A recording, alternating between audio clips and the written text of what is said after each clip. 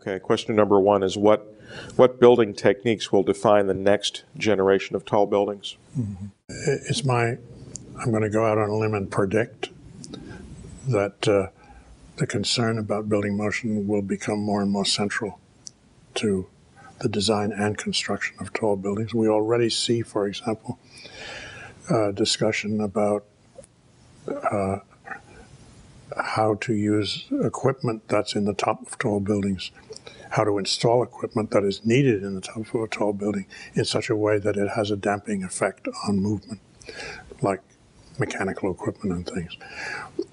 Whereas the conventional way now, if you need to dampen the movement, is to put in a tuned mass damper, as it calls, which is a separate and very large piece of equipment.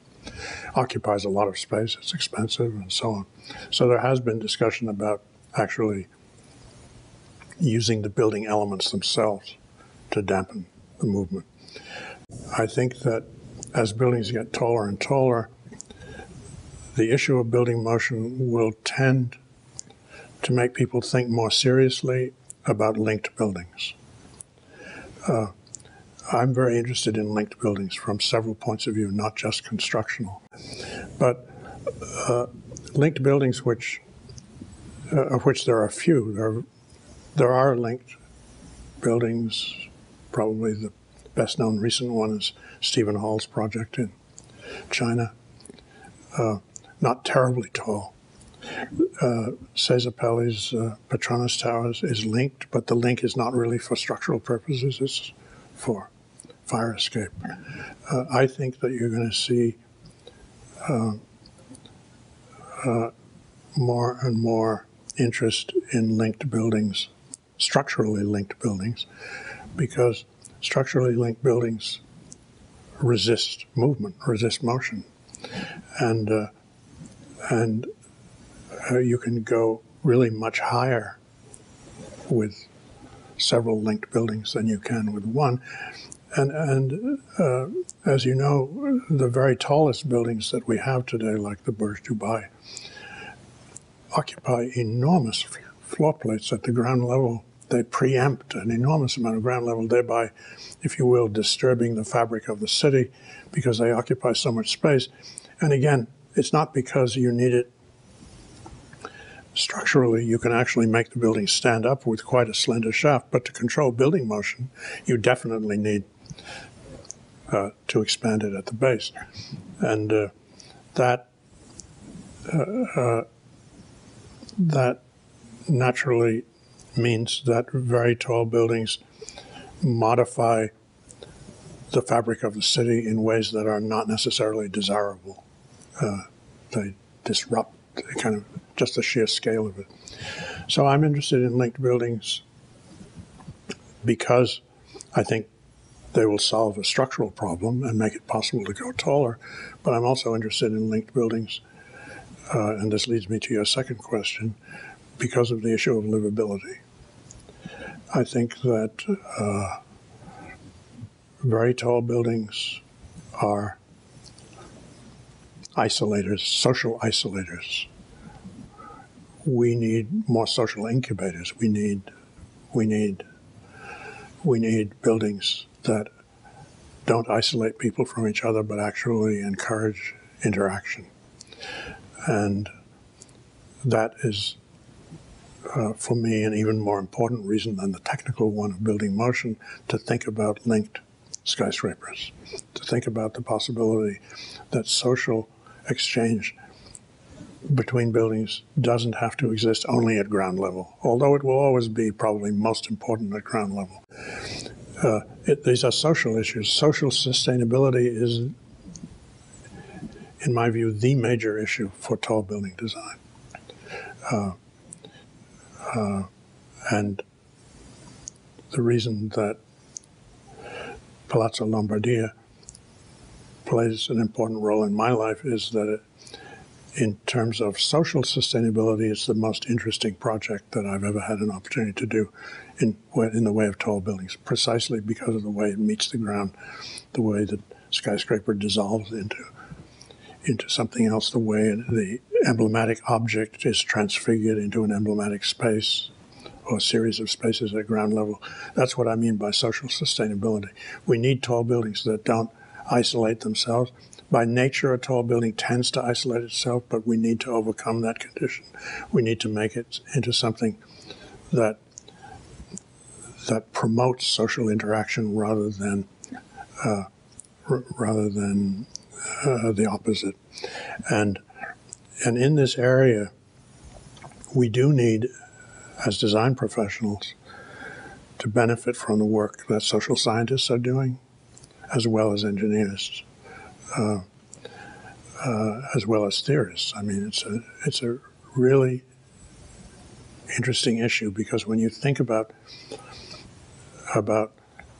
linking buildings together up in the air, one of the interesting things about it is that it promotes mixed use, and mixed use is another big issue for tall buildings.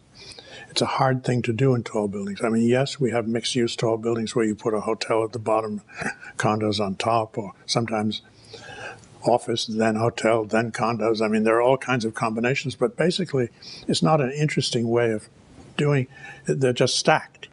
They're stacked, but they're isolated.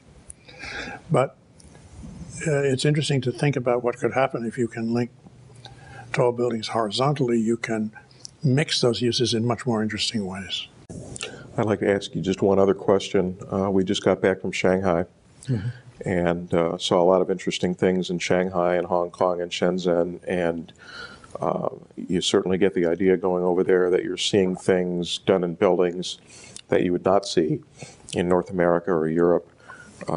It's kind of wild and woolly over there, or at least you get that feeling. Do you have a general observation on this latest spurt in skyscraper growth in China and the Middle East, good, bad, or how do you see it? They're interesting as emblems, but not very interesting as organisms. See, skyscrapers, the taller they get, the more self-centered they become, the more autonomous they have to be, because they're all about themselves. I've spent a lot of my life trying to overcome that condition. Most notably, perhaps, in the Hancock Tower, which was finished, as I say, 30 years ago, which is what I call a contingent skyscraper. It's all about its neighbors. It's not about itself. Everything about the design is about how it relates to its neighbors. The challenge of that particular project, which was a transformative one in my life, caused me to spend the years since then trying to think of ways that skyscrapers can become more responsive, more gestural, more open, less closed, less autonomous, less self-referential, and more about the places they're in. That's a big issue for me. And again, it has to do with design, yes, but it has to do with the message that's sent by a skyscraper. I want the message sent by a skyscraper to be, when I look at a skyscraper, I want to feel that it's talking to me. I don't want to feel that it's ignoring me. I don't want to feel that it's just about itself. I want to feel that it's about its place, its specific place in the city. And I think we need more contingency and less autonomy in the design of tall buildings. I think people are not going to tolerate a city of isolated skyscrapers. Therefore, we will have to find ways of making buildings engage the street better and engage each other better. Not just be about themselves, but be about their relationship with others. And linking them may only be one part of that. It certainly isn't the only part, but it's one possibility that I think is interesting, in part, as I said, because it would help solve a technical problem, which is that people can't tolerate much motion. And the comfort of people is that people feel up in the sky is a very important issue.